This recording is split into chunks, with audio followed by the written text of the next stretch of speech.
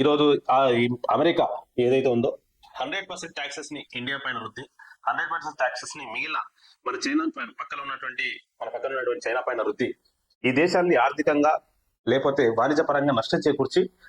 ఈ రెండు దేశాలు కూడా అమెరికాకి లోబడి ఉండే విధంగా ఏదైతే చర్యలు చేస్తా ఉన్నదో దాన్ని తిప్పికొట్టేటువంటి ప్రయత్నంలో భాగంగా అదే విధంగా భారతదేశాన్ని ముందుకు తీసుకెళ్లి మరింత బలమైనటువంటి దేశంగా తయారు చేయడానికి నరేంద్ర మోడీ ప్రభుత్వం చేస్తున్నటువంటి ప్రక్రియలో భాగంగా నిన్న జరిగినటువంటి ఇండో ఆసియన్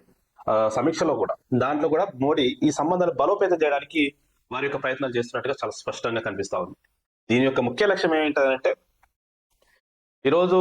ఒక దేశం పైన, ఇప్పుడు అమెరికా లాంటి ఒక దేశం పైన వాళ్ళు విధించే ట్యాక్సెస్లకు లేకపోతే వాళ్ళ నుంచి వచ్చేటువంటి ఆదాయాలకు లేకపోతే ఆ దేశంతో ఉన్నటువంటి మిగిలిన సంబంధాల కోసం ఈరోజు మనం వాళ్ళకి లొంగినట్లయితే ఫ్యూచర్ లో కూడా భారత్ ఎప్పుడు లొంగి ఉండాలి.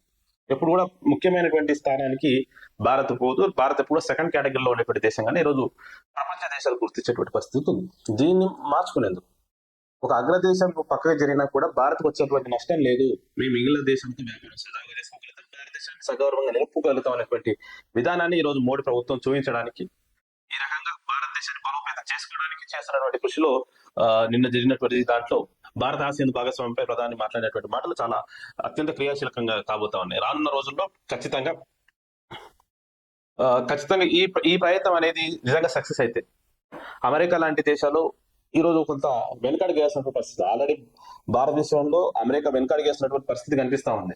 చాలా సార్లు మనం ఎక్కడ ప్రకటన చేయకపోయినా కూడా రష్యా నుంచి ఇంధనం కొనుగోలు తగ్గించుకుంటుంది, మేము వాళ్ళతో మైత్రి కోరుకుంటాం, వాళ్ళతో టాక్సెస్ కూడా తగ్గించుకుంటాం అనేటువంటి మాటలు పదే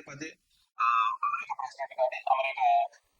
ఏదైతే పాలక వర్గం ఉందో వాళ్ళకి సంబంధించినటువంటి ముఖ్య నేతలు కూడా ఈ విషయాన్ని పదే మాట్లాడుతున్నటువంటి పరిస్థితి